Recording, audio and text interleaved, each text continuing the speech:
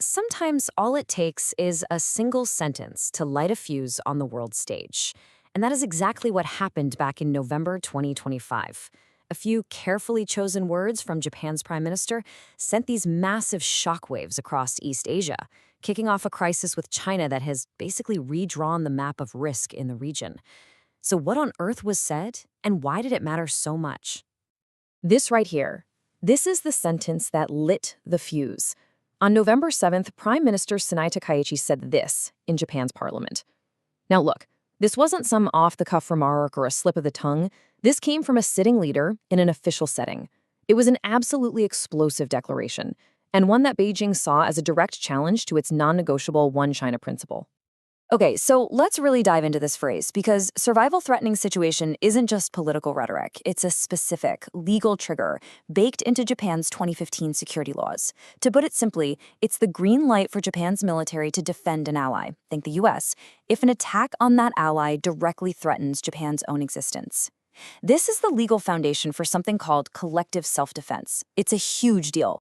So how in the world did we get here and what happens next? Well, in this explainer, we're going to break it all down. We'll unpack the deliberate strategy behind Japan's statement, get into China's fierce historical and diplomatic reaction, look at the immediate economic and military fallout, and explore why this whole crisis has created a new and frankly much more tense reality for all of East Asia.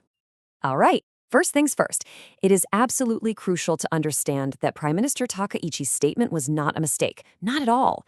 It was actually the culmination of a years-long pivot away from what's called strategic ambiguity. That's where Japan was intentionally vague about its role in a potential Taiwan conflict and toward a clear, formal signal designed to deter Beijing. And as this timeline shows, the sentiment itself isn't exactly new. For years, you had top officials kind of floating similar ideas. But Takaichi's statement, that was a massive escalation. Why? Because she was the first sitting prime minister to use the specific legal term in parliament, officially connecting it to Taiwan. It moved the whole idea from the realm of what if to an actual formal government position. So here's the legal logic Japan is using, broken down into 4 steps. And the key thing to notice here, the real trigger, it's not an attack on Taiwan. It's an attack on U.S. forces who are responding to a crisis over Taiwan. This is such a crucial distinction. It lets Japan frame its actions as defending its most vital ally, the United States, an act it argues is completely inseparable from its own survival. But for Beijing, all that legal distinction, it's totally irrelevant. The reaction was immediate. It was furious. Because from China's perspective, Japan hadn't just made a statement. It had crossed a historical red line. Chinese Foreign Minister Wang Yi's words were about as blunt and unambiguous as you can get. For China, Japan's move wasn't some defensive clarification. It was an act of aggression, a revival of militarism, and a gross interference in what Beijing considers a purely internal affair. Period. And to really understand the depth of Beijing's anger, you have to look at its historical argument. China anchors its entire position on Taiwan in the world order that was built right after World War II. As you can see from these key dates, Beijing's case is that the international community, and Japan itself, agreed decades ago that Taiwan was part of China. So in their view, Japan's new stance isn't a clarification. It's a betrayal of its own post-war commitments. So what we really have here is this fundamental collision of 2 completely different worldviews. Japan is looking forward. It's focused on the future security of itself and its allies, and it's basing its argument on its own recent laws. China, on the other hand, is looking back, focused on what it sees as historical justice and national sovereignty based on the post-war global order. These 2 positions, they are almost impossible to reconcile. With these clashing views setting the stage, Beijing didn't just protest with words. Oh no. It immediately launched a coordinated, multi-front campaign of coercion designed to punish Japan and, hopefully from their perspective, force a retraction. And this slide just shows how incredibly comprehensive that response was. It wasn't just one thing. It was diplomatic pressure at the UN, economic hits on tourism and seafood, a massive military show of force around disputed islands, and a full-blown information war.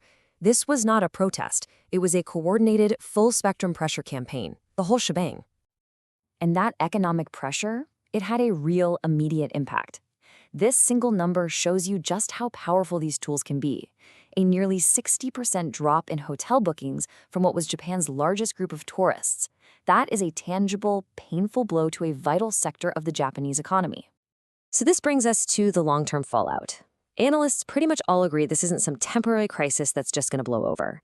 It has fundamentally lowered the baseline for Sino-Japanese relations, creating what many are now calling a new, worse normal. This chart visualizes a pattern that we've seen before perfectly.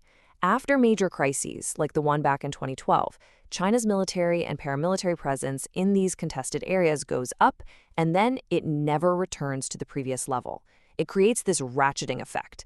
Tensions go up, they might stabilize a little, but they stabilize at a much more confrontational level. This crisis has just created another, even higher ratchet.